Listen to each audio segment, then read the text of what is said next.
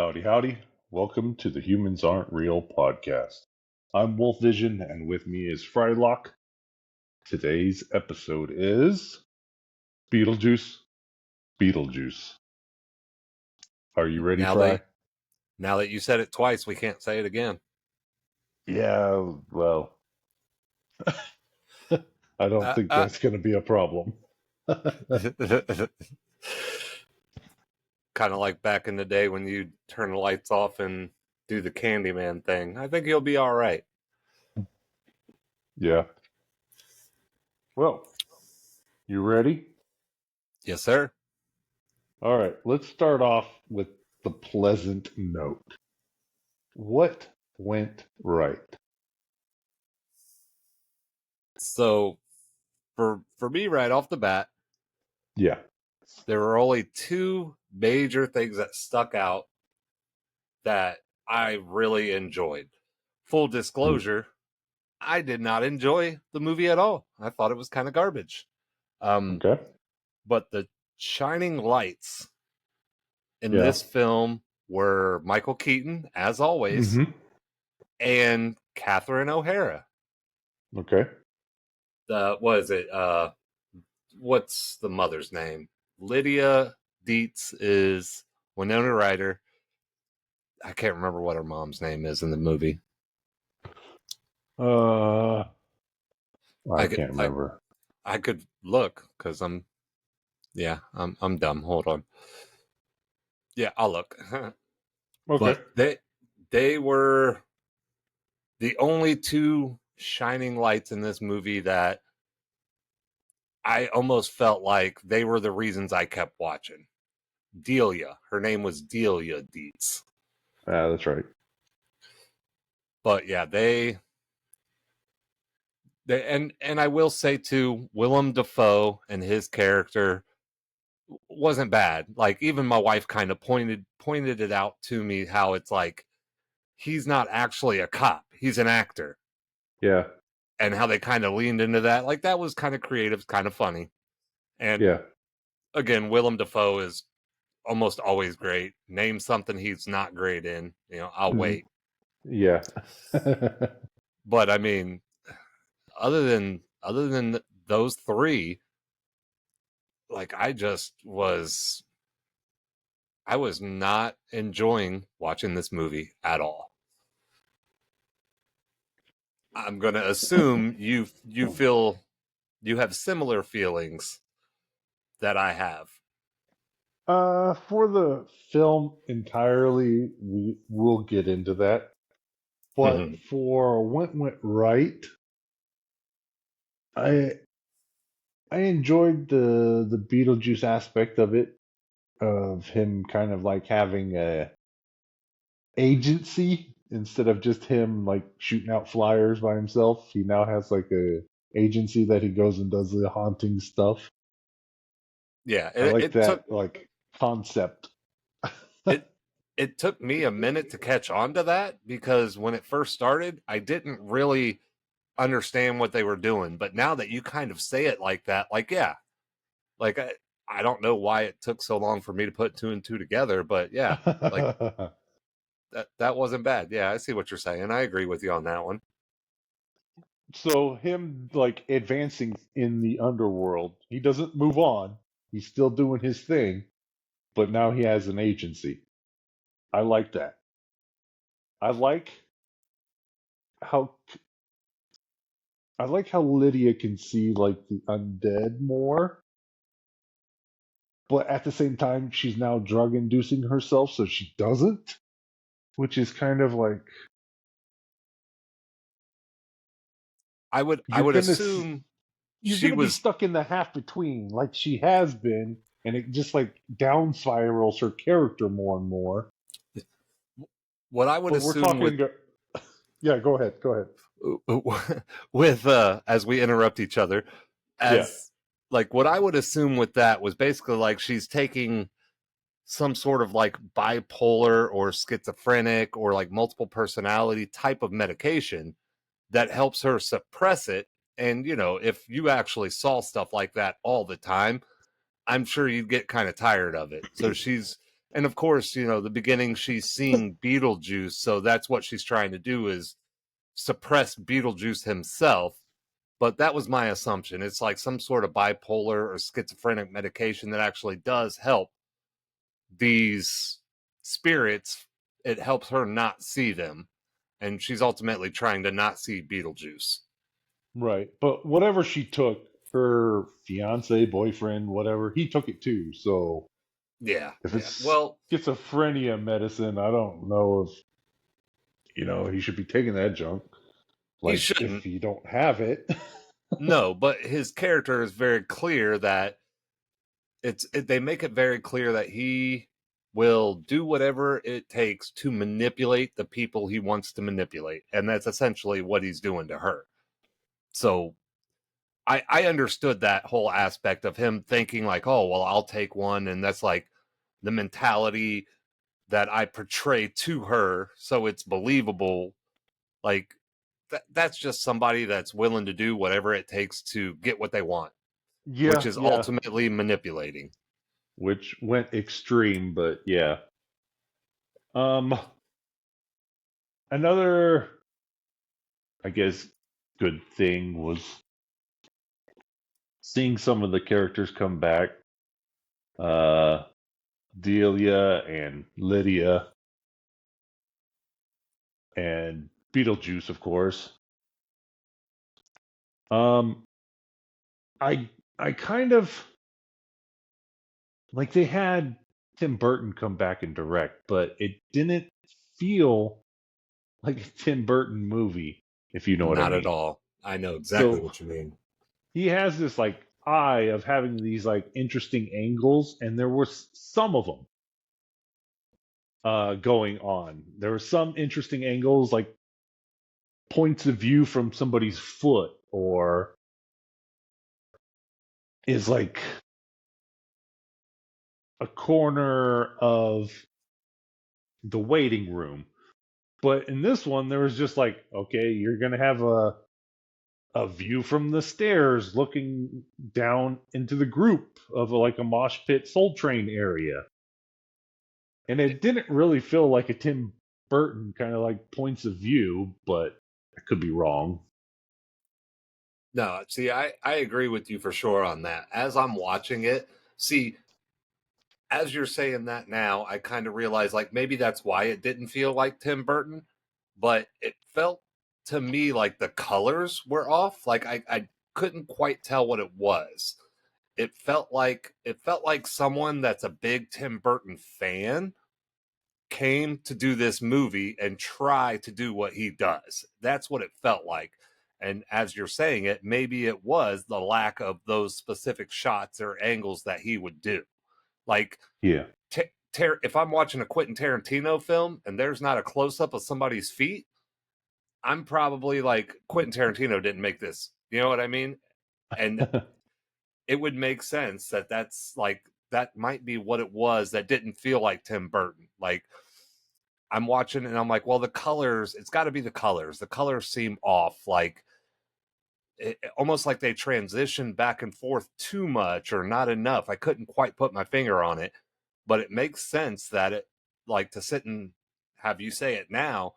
Yeah, there were just the camera angles and the shots that he does. I could see, like, yeah, that might have been what was missing. That's probably why it didn't feel like it was actually Tim Burton, but I felt the same way. I did not feel like it felt like I was watching a movie made by a really big Tim Burton fan that wanted to try their hardest to make it look like Tim Burton made it. That's what it felt like to me. So I Yeah. agree with you. Well, it could be also like there could have been like a lot of editing to kind of fit, which is something I'll get into a little bit later of like what I didn't like. But they try to fit so many like side stories of each individual of the female Yep. leads like stories, and then they kind of just like had Beetlejuice's story with like his ex trying to kill him, Yep. and and Then you have Astrid's story of her not liking her mother and wants to be her own independent and finds a guy and they start hanging out. And then you have Lydia's gonna be getting married again, but her husband doesn't respond to her and she can talk to the dead and she doesn't have a really great family relationship. And her mom has this art gallery that she wants to be like in mourning now that her husband's dead, but her mourning is just making art, and then you have to tie it all together and make a movie. Yeah. See, and that's the thing. Like, I completely agree with you. Most of what you listed, I was okay with. Like, it kind of Oh, we fit. should have said spoilers off the rip. We keep forgetting to say that one. Well, yeah, Spoilers, spoilers, spoilers. yeah, Sorry. that's true. But anybody that's actually listened before should already know that. So, Yeah. We but should have so like a warning though. yeah, I'll have to Yeah. start putting that in the description or something. I was thinking about that on my way home today. It's funny, Yeah. Okay, go but ahead. Sorry. no, you're good. The main thing that stood out to me that didn't fit because like there was definitely too many side stories going on. The whole let's get married type of thing, like I could deal with that. The whole like her Adelia, her mom, with her being like a starving, well, I guess not a starving artist, but like an artist and doing all this crazy stuff, like all that, like I could get on board because it kind of it didn't overshadow the main story. But the biggest problem I had, you had two main stories that one of them felt like a side story versus it being a main story that's going to accumulate into the end result. So, really, the movie should have been about this boy that she met and should have had nothing to do with Beetlejuice's ex. The whole story with his ex and her like hunting him down, Yeah. totally irrelevant, totally useless. It wasn't needed, and it completely destroyed the entire movie for me because I wanted more from it. And when you ultimately get to the end and it's like you get nothing out of it, it is like I don't even understand the point of it. I don't understand what she had to do with anything. Why did she need to be involved? At first, I thought, oh, well, she's here because that's a way to bring Beetlejuice into it. But it's not even that. You didn't need her to bring him into it. You could have done the original story with Lydia's daughter meeting this guy, and then eventually Lydia has to call on Beetlejuice to help her save her daughter. You didn't Which need the she side does. story. Yeah. Yeah, you don't need this other woman, Beetlejuice's ex, whatever. You don't need that even in the movie. So why did they do it? I'm so confused, and it destroyed the movie for me. It completely ruined it. I can't answer that for you. Because there is no answer. The answer is it's not needed unless, like you said, editing. Maybe they had a bigger, longer movie with more story to tell, and it all got cut out. So Yeah. let's just hope there's some sort of director's cut or something that makes sense of all this extra crap they were trying to do that they didn't need to do. Yeah, that just didn't pay off. Like having that, I guess the artist there, like in the very beginning, having him just like die. So they And yeah, transition to the underworld. and at least that did tie in a little bit. Like it was kind of irrelevant, but she was, you know, he was working with her and he just so happened to die right after. So it's like, oh, okay, like that's okay. Like that's fine. But the whole whatever, ex-wife, ex-girlfriend, whatever she was, it was just totally unnecessary. It was just shoved in there to be shoved in there. Probably just to have what's her name? Monica Bellucci. Yeah. Probably just to put her in the movie. I guess I mean, I don't know. It was just totally irrelevant for me. totally unnecessary. And like I said, it kind of ruined the movie. Like all the other side stories, they kind of tied in enough that I could get past it. Like it didn't help push the story along, but it didn't hold it back either. I felt like her story held everything back because it just made no sense. Yeah, and her killing DeVito in the very beginning, I didn't like that. I was just getting ready to say big shout out to Danny DeVito. Yeah, I would have liked to see his character a little bit more like the disgruntled janitor of the underworld. Yeah, I could see that. I didn't really think about that at the time. I was just excited to see Frank. uh, You know why I called him by his correct name, right? no, that's not his name. His name is That's Danny his name. DeVito. His name is That is, Frank. that is not Frank. It's Frank Reynolds, dang it. Don't take it from me. It's Fine. his, it's his best role ever. Okay, so we talked a little bit of what they did wrong. Uh, are there any more points that you think that they just missed the point completely when they did it?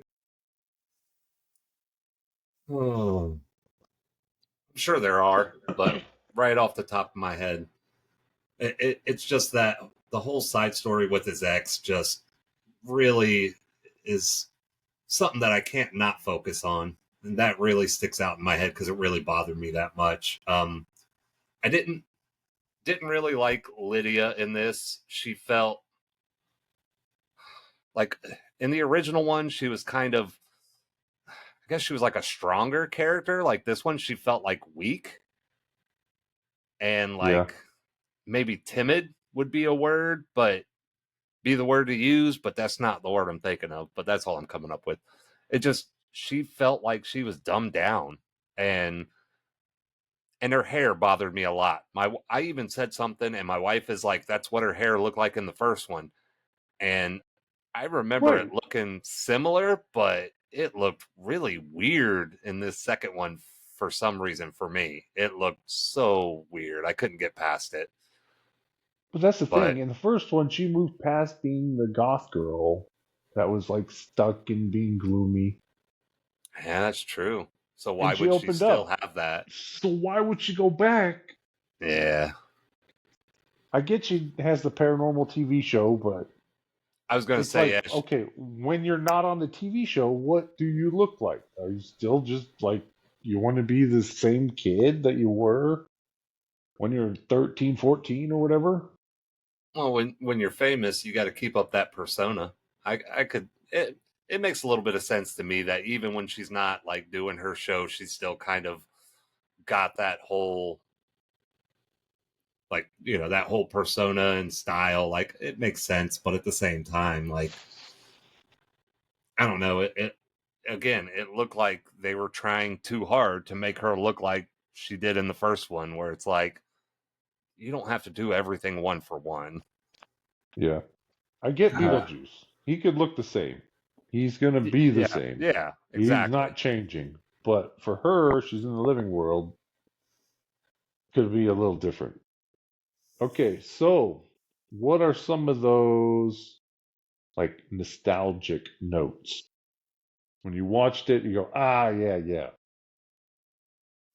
I mean, just seeing Keaton in general, like just Keaton playing Beetlejuice again was just That was a joy. every yeah, That was a joy. every single scene he's in, regardless of what he's saying or what he's doing, it's just good because it feels and looks like he fell right back into it.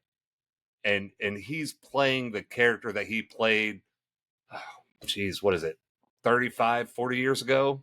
However, I'm not going to do the math. Was it 35 years ago? Let's call it 35 years ago. It just felt like he fell right back into it. And every time he was on screen, it was just phenomenal. It was great. I loved seeing him in it. The music, they did a very good job at kind of keeping that same sound, but changing it slightly. I'm not going to say they did as good of a job as like the newer Ghostbusters films, Like, Afterlife and Frozen Empire, the music is almost dead on, and they changed just enough to where you knew something was different, but it still felt like the original like music in the movie. Well, except for in the last song at the uh, church. the last song in Beetlejuice. Yes, where they just kept going on and on and on. Now, the only song that really threw me off was the one where he started speaking Spanish. Like, I kind of got the humor and I kind of got the idea of what they were doing, and I was kind of like, okay. But at the same time, it really took me out of it. That's the only like musical thing that I didn't really like. And I guess not even really didn't like, just was it felt weird. But you're talking Yeah. about like the very end of the movie. Uh huh. Yeah, see, for the most part, like I think most of the music they got it really close, but they changed just a little bit too much. They made it just a little too different. Like I don't know if it was like just one specific note in the wrong spot that just really like kind of clicked in my head and I noticed it, but as much as I really did enjoy the music. It did have that nostalgic feel to it, but it wasn't as good as like the Ghostbusters movies, which I think is a really great example just because they nailed it. They made it almost exactly the same, but then changed just the right things to where you noticed it was different, but you couldn't really pinpoint exactly where unless you listened to them side by side type of thing. Hmm. Um, I mean, it was really cool to see like, like some of the old characters, even the ones that we didn't really see, like her husband who had his head bit off by a shark, which I thought was really creative, was actually really, really funny. How she's describing how he died, and it's like, oh, it was a plane crash. She's like, oh, she died in a plane crash. Like, no, he got out on the wing. And it's like, okay, so what happened? And then it turns out he gets ate by a shark. Yeah, that was And, weird. eh, well, you're talking about the animation, right? No, I'm talking about that whole like family dynamic conversation. I mean, yeah, they So finish your definitely. thought, and then I'm gonna bring up a little more. Well, I just thought it was really cool how like when they showed that character, which he's not in it for a specific reason we will not get into, Yeah. but he's not in it, and they intentionally didn't really like. Yeah, they had the animated part where it had his resemblance, but they never showed his face in like a non-animated type of way. And I think that was a clever way for them to go about using his character without having that individual in the movie because his head's gone. You don't see his face. And all you really hear is like a mumbling voice that sounds close enough to him that you pretty much know what they're trying to do. I thought that was kind of cool. And my wife even pointed that out, was kind of saying something about it. And I didn't really notice it till she said that. And I'm like, oh, yeah. But I did think the animation they did was very weird and it really took me out of it. But that being said, going back to the reason why he's not in this movie, now I understand why they did like an animation thing, because that's a way of him being in the movie without him actually being in the movie. Right. So the whole dynamic of her saying something happened to your father, she comes over and she does the like whole Ant-Man conversation with his buddy. Oh, it happened to this, and then this happened, and then no, that didn't happen, but this happened, and then this happened. So I felt like they're trying to imitate that with his death. See, like, I get what you're saying. At first, when you said Ant Man, I was like, what are you talking about? And then as you started saying, I was like, oh, you're talking about, what's his name? Michael Pena telling his story. Yeah, But yeah, his character, I can't remember what it was. Yeah, I can't remember his character either. I think I said his last name right, but I know his actual name over any characters. Right. But like But the that conversation of them having over her her husband, yeah, her father dying by a shark attack, and then Delia's way of dealing with it is put his face on a shark fin for his tombstone. It's, uh, it's all about her selfishness, man. Like she's all about herself, and it's more about her showing her artistic side by doing that than actually the relevance of it even being there. Like she's just so selfish and wrapped up but in her how own thing. is that even like artistic That's the thing. mourning or It's artistic emotion? It's just it's he died not. from a shark attack, so Yeah. I'm going to put a shark fin with Yeah. his face on it. She's playing this. She's playing the victim, man. She's so selfish. She's playing the victim because she can use it to her advantage. That's 100% the vibe I got from her character. Her character don't care about no one but herself. Yeah. And it if she can, well, heck, even down the line when she does actually get bit by those snakes, and uh, what's their daughter's name? A starts Lydia, with an A. No, no, no. Lydia's Lit- daughter, Astrid. Astrid. Even she says like, "Oh well, now that you're dead, your art's going to be that much more valuable." And just the way she kind of lit up, like, "Oh yeah, you're right." Like that to me tells me she's just so focused on people being obsessed with her art and how she's such a great artist that she'll do whatever it takes. And in a world like we live in today, there are a bunch of people that would be like, "Oh, she put her husband's face on a shark fin on his tombstone. That's so artistic and blah blah blah." And I'm sure they could come up with a million reasons why it's great because she knows there's stupid people out there that'll buy into it and make her more popular. I guess. That just was annoying. All right, so let's get into the Fast and the Furious part of this. Familia. Let's talk about the family aspect. All right, Vin. Did you buy it? I mean, Because I sure grabbed it. It was so aggravating. Them all doing their all independent thing, separate, right? And there yeah. was like almost animosity against being family. And then, oh, let's hurry up, wrap it up. This is going to be a good ending. They're family again. They're lovey dovey, they're family, they care about each other. It's like, oh, yeah. The only one that seems like they're sacrificing everything to try and like keep the family together is Lydia.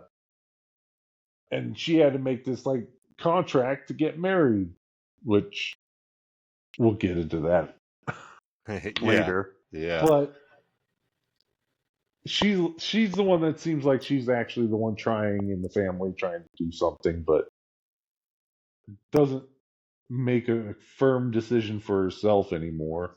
So True.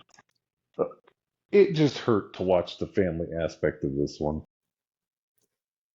I mean, like, I kind of, I was kind of okay with it because mainly because Delia is that character. Like I said, she's just so selfish and wrapped up in her own world that it's like whatever benefits her in that scenario. Like if it benefits her to act like she, oh, like, oh, I absolutely love you, Lydia, you're the best, then of course it makes sense that she would play that up. Or like, oh, we're fighting each other and that benefits me in this way. So like kind of her character it fit.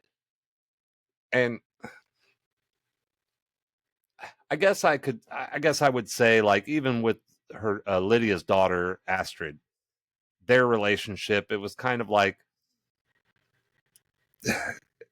it's it's definitely a dysfunctional family. And when it comes to like the dysfunctional aspect of a family, yeah, I kind of bought it because I mean, like, I've seen it.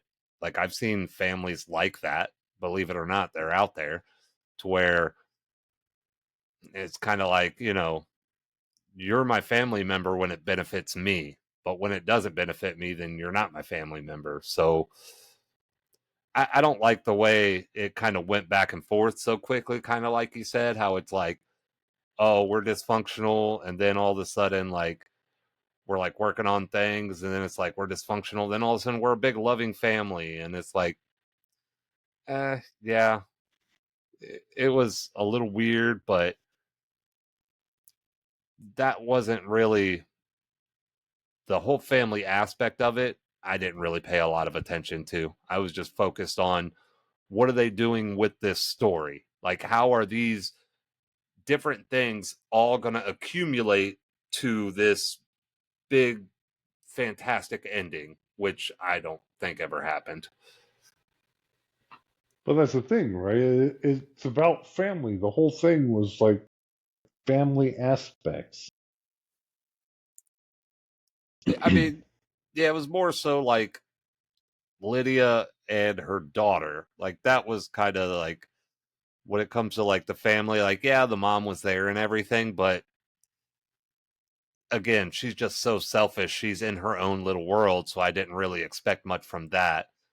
And it did seem a little, they have a somewhat dysfunctional relationship, the mother and the daughter, Lydia and Astrid. And Yeah. that was kind of like the part of it that I guess I was focusing on that more than anything. And I thought that was viable enough. But like,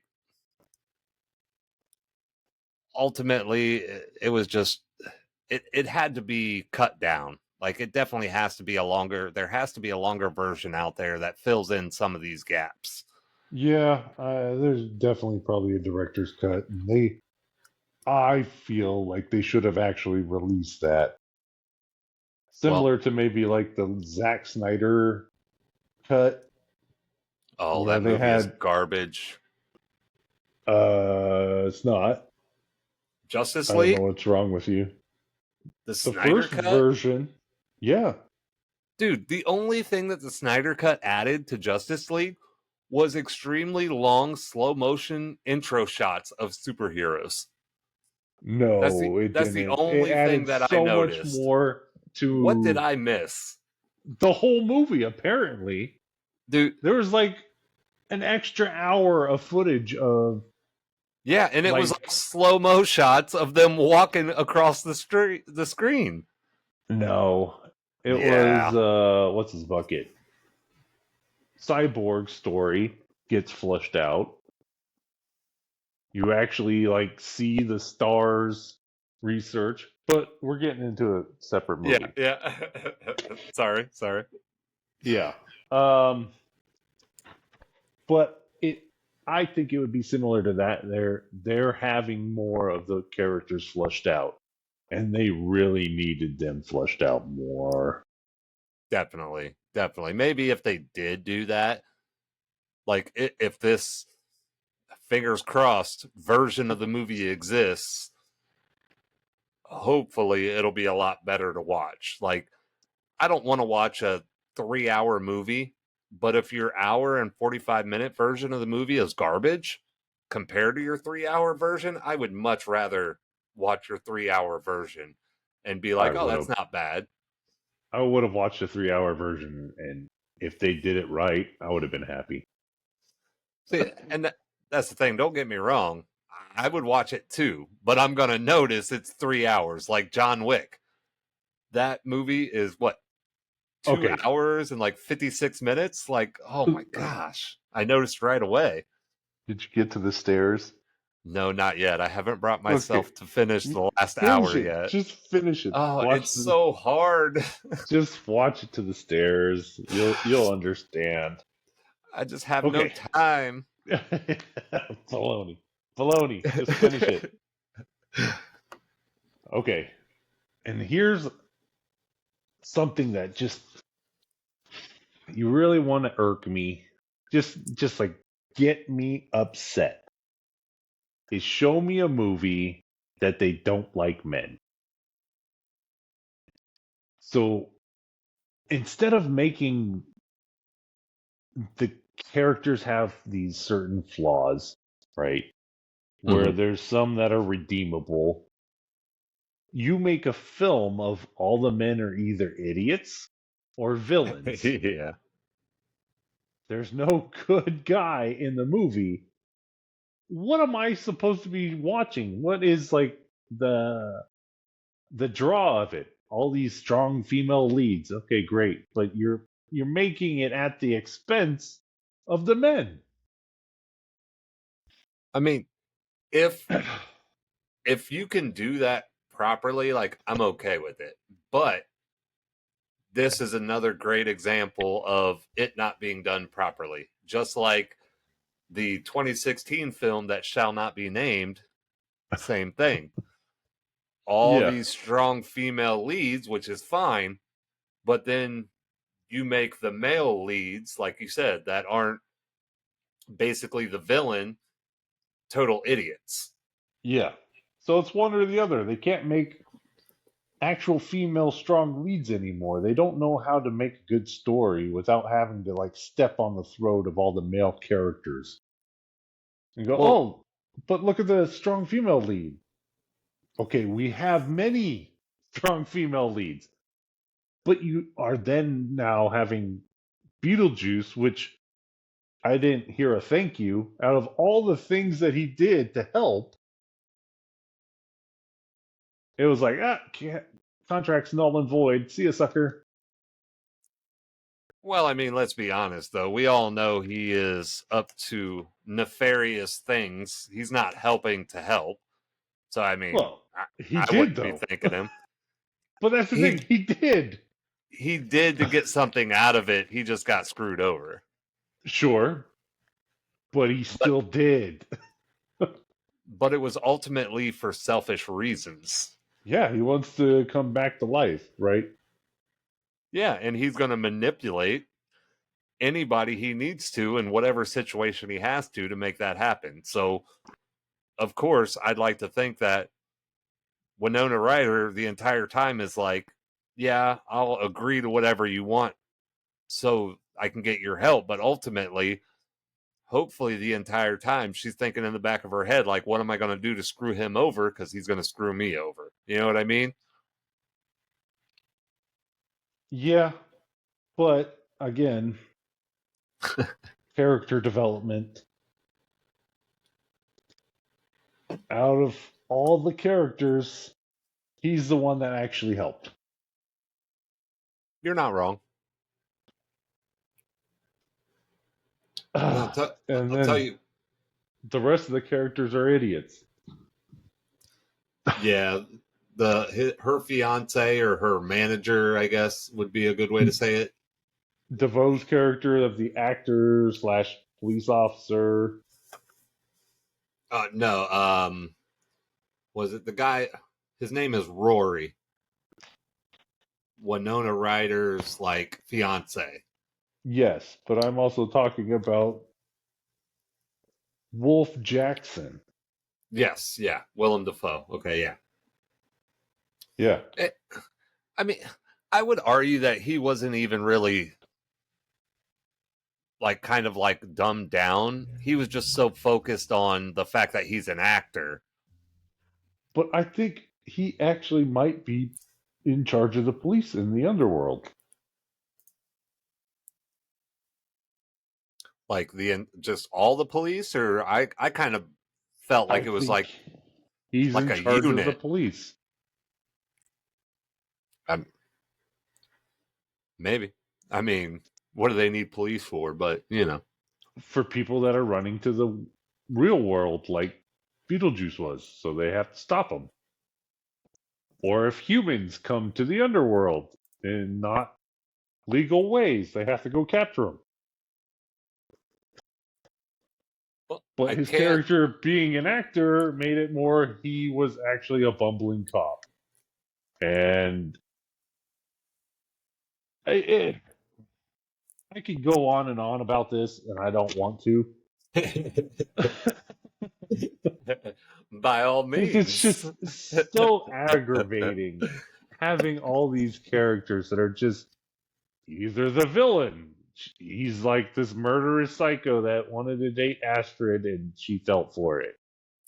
Or Rory, that was a lying, deceitful piece of junk that. Yeah. Or Father Damien, which is just like random. And then Wolf Yeah. Jackson is chief of police. It's just like, okay. Yeah. I mean, I will say though, the kid, the his name was Jeremy in the movie, the Astrid's boyfriend, I guess we'll call him. Yeah. I liked him a lot. I think he did a really good job. Yeah. He was good at being evil. Yeah. Yeah. And I mean, again, you're not wrong. He's the villain, but I mean, and that's my thing to kind of go back to what I was saying in the beginning. Had they just focused on him and his story only, like Uh I huh. think they could have definitely kind of involved him more because I felt like he was underutilized. Because, like I said, he was great. He was phenomenal, and there was So just go ahead. here's the thing I brought up earlier. So Astrid's in the house with that character, and they're gonna try to go to the underworld together, right? She's reading this ridiculously long spell or chant or whatever. Yeah, yeah, like the chat. I got you. Yeah, she's just up there reading. The lights are flashing. Her mom is downstairs yelling for Astrid. Why did she not hear her mom calling her? She goes Move. then in the house, sees the ghost, they're dead. She's running upstairs, calling her name, and again, she doesn't hear her. She's just reading a book, and she's not hearing her name get called. Like that murder ghost guy didn't even like try to stop her. You would think he would like, oh, wait a minute, I got something that I got to do real quick, and then disappear downstairs, try to stop her. Doesn't do any of that. Movie magic, man. There is no magic. That's what I'm saying.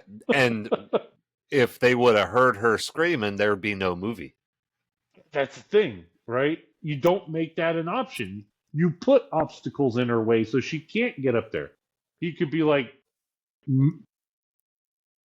banging on the door, we clapping his hands. We gotta hurry. We gotta hurry. Something. Nothing. She's just reading the book. Lights are going, and she keeps yelling for her, and she doesn't respond.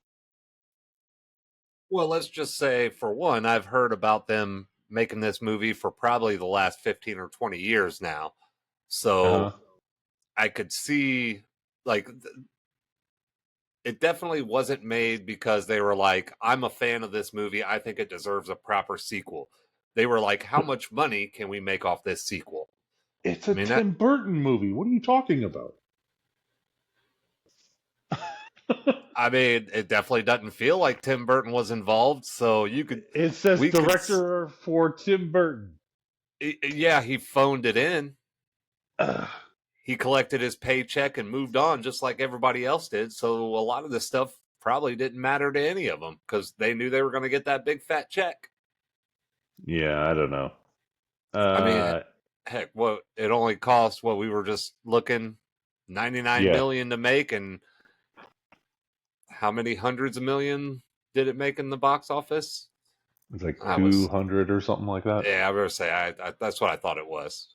Yeah, it's like they're just they're just doing what they got to do, putting their name where they got to put it to get their check, man. Yeah.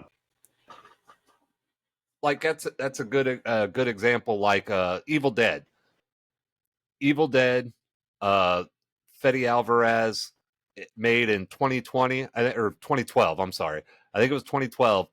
You could tell he was a fan of the original one just by watching the remake he made, and even the new Alien movie that the same Fede Alvarez made, just so happened to be the case. There's some stuff about that movie that I wasn't a fan of, but ultimately it feels like a fan of the movie made it. And this was the opposite. This was nobody that was interested in making it. It's been talked about for 15 or 20 years, and then finally, just like the Wachowskis did, or one of the Wachowskis did with the Matrix, I'm sure they just got tired of hearing it and was just like, fine, I'll do it, just write me my check.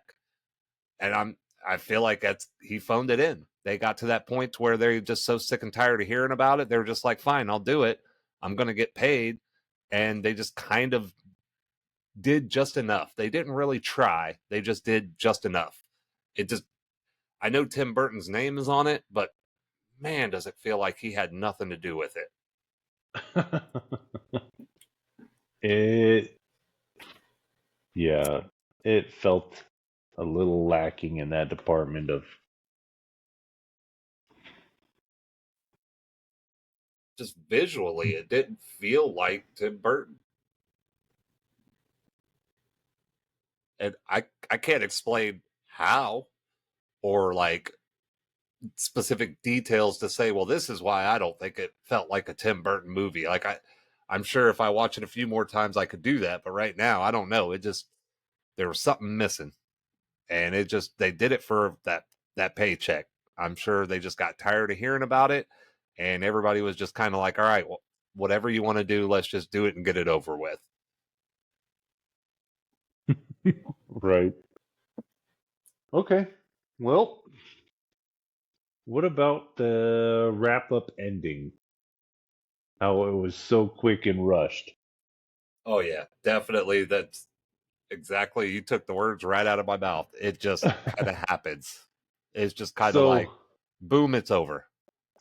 we have the like big threat of the underworld coming to kill Beetlejuice because he did whatever and she wants to drain him. And then the lying fiance that took True Serum now is spilling his guts are lined up right next to each other after Beetlejuice does his mask thing where he does Olay and the sandworm comes crashing through. It,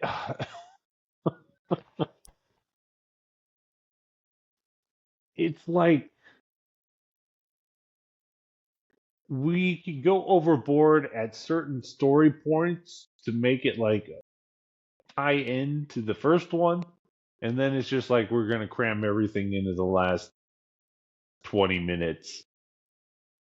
We're gonna have sandworms. We're gonna have the door thing happen again. We're gonna have Yeah. Beetlejuice doing his Beetlejuice thing. We're gonna have police come flying out and Beetlejuice freezing everybody. We're gonna have somebody fall in the cake because yeah, why not? That's funny.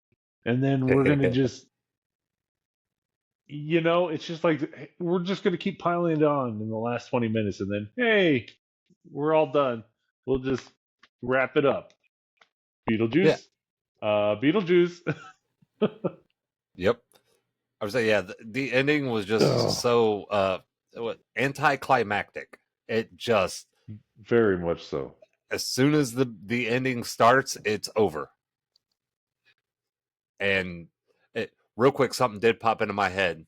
Um, Yeah, you were talking about the door, like where Beetlejuice draws the bomb on the wall, yeah.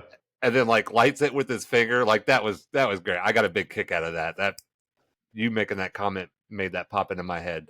But yeah, like the ending, like I said, the whole story with his ex-wife, they could have taken that out completely and flushed the ending out a little bit more, and it wouldn't have felt that way. That's why it's like the whole thing with his ex-wife just felt shoehorned in, was totally unnecessary, and I just don't know why they did it. I like, just to have that lady in it. Like, I don't know. Maybe they thought she'd bring people to the theater, so they had to have her. But uh, again, maybe there's a longer version where the ending is better. Maybe, hopefully, let's cross our fingers. Like, Mm. it's almost to where I kind of forgot the ending. I just remember thinking at the end, like, isn't this exactly how they did it in the first one? Didn't they just eat him with a sandworm? Um,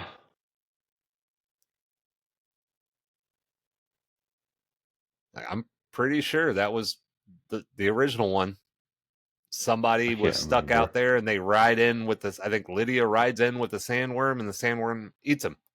I'm pretty sure that they did the exact same thing to her that they did to Beetlejuice in the first one when she wasn't even a necessity to the story or the plot in any way, shape, or form. She could have been taken out and the movie would have been much better for it. Yeah.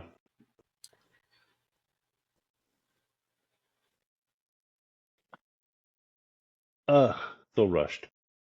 Okay, Very much. so let's give our rating. And our ranking is from 1 to 5. We have Dead. We have Dead for number 1. That's the worst. Number 2 is Shark Tombstone. Number 3 is Living. Number 4 is Want to Watch It Again. And number 5 is Great. Want to Recommend It, which I don't even know why I have that on the list. You got to put it on there. Yeah, I guess so. All right. Give give people hope. Yeah. All right. What's your rating there? I mean, 0, man. There's no 0. Oh, there's a 0. It was. I'd go. All right, let's go 1. I will say 1, just because it was great. Michael Keaton, phenomenal. He's great. I mean, he's the only Batman any millennial, or what are they? Not millennials. What comes after millennials? Any any one of those kids that want to say Christian Bale is the best Batman is out of their mind. One of those whippersnappers. Yeah, yeah, those youngins. Young. But anyways, yeah. So to see Michael Keaton was great. Like, again, he's always fantastic. To see him back into that character and feel like he is that character again so much time later Uh-huh. was awesome. Uh Catherine O'Hara, I think her name, O'Hara. Uh-huh. She was phenomenal, and I really enjoyed her character. She felt like the same character as well to me. And Astrid, Jenna Ortega, Yeah. she was really great. She didn't have a lot to her character.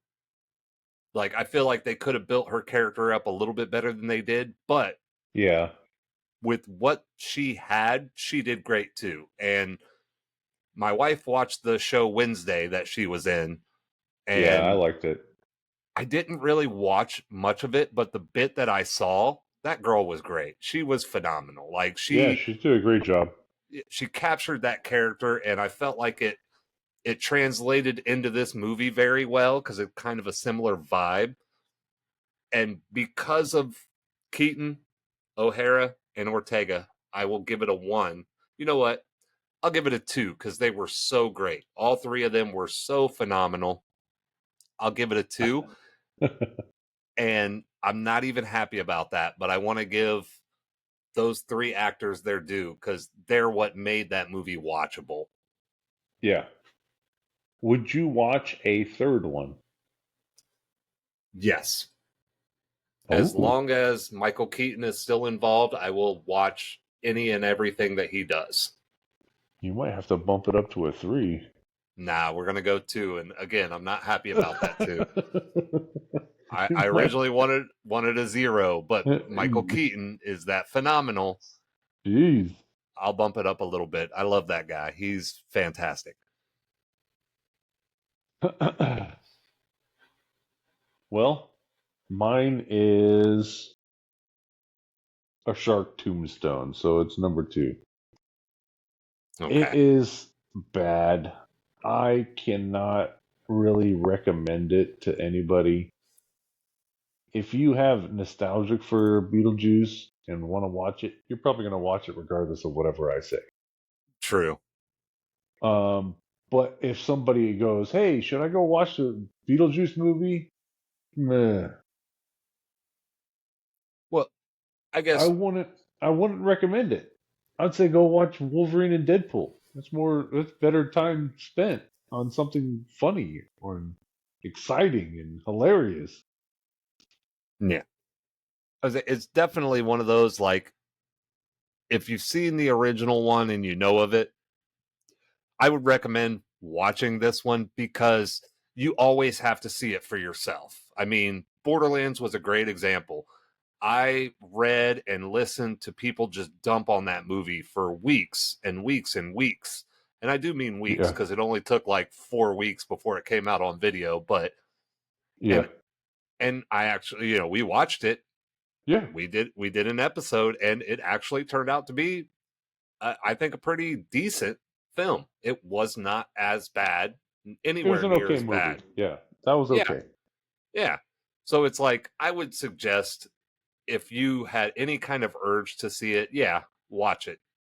But I No going wouldn't. in that there's not going to be much substance.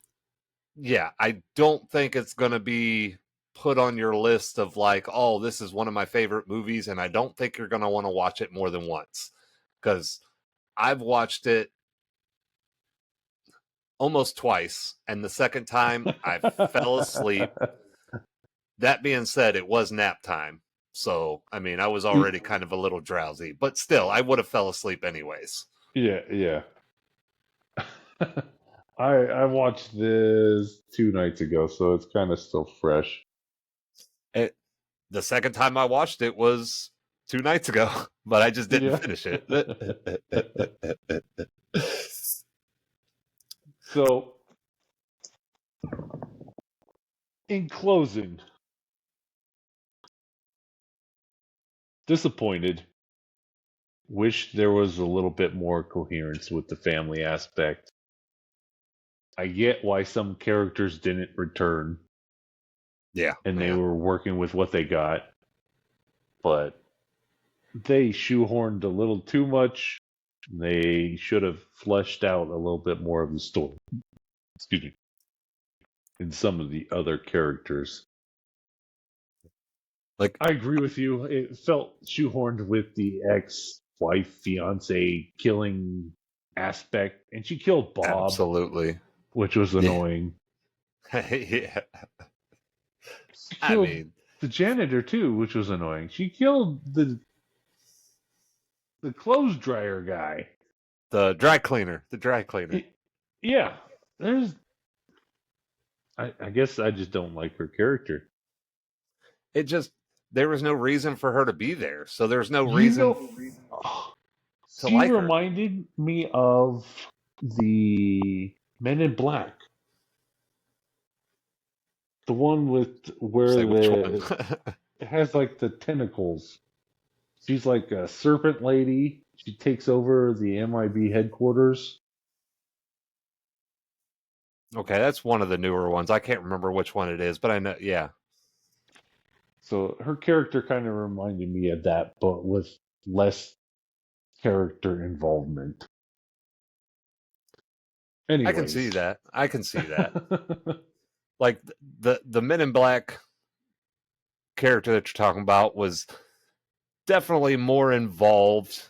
Like, it Yes, she was was. a little flushed out, a little bit better. This one, Yes. it was just, again, no need for it. Just no need. I would have Yeah. really loved to have seen, because it starts out as it kind of starts out as a story focused on her and Beetlejuice, and then it slowly starts to turn into a story focused on her and Beetlejuice and Astrid and this boy, Jeremy, I think his name was. Okay. And then so then it becomes two stories, and when it became two stories, I was waiting for them all to meet in just the right way, and they just kind of smash them together, and it's over with. And like, had they turned those two stories into two full stories that accumulated to one ending, I would have been good with it. But they just, yeah, they dropped the ball, shoehorned that extra story in there that just made no sense. And yeah, that just kind of that ruined it for Yeah, me. and they just sandworm to fix. Yeah, yeah, just bring in the sandworm to eat her, and it's like, oh, okay. Like, come on, disappointing. But Well, it made a ton of money. I'm sure they'll make another one, and yeah, unfortunately, I'll watch it. I probably won't. I probably will. As long as Keaton comes back, I'm in. Yeah, once you start like making a movie bad, I just like I'm right now refusing to watch another Lord of the Ring, not Lord of the Rings. Uh, yeah, I guess Lord of the Rings. There's a lot of films I'm just not going to watch another one of because it's just they just ruined it so bad. Like Indiana Jones, I'm not going to watch another one. Yeah. Well, Star Wars, I'm not going to watch another one. what if Lord of they the pull Rings, it? I'm not going to watch another one. What if they pull it out of the nosedive and There's no help for it right now. Unless you they know? sell the franchise off to another company that's going to take care of the characters, there's no point. There's no point. I And mean, with that, we are done with Beetlejuice. it just takes that one person, man. Yeah. Oh yeah, we're done with it, and good riddance. Yep, it's in the grave. All right. Have a good one, everybody. Bye. Bye.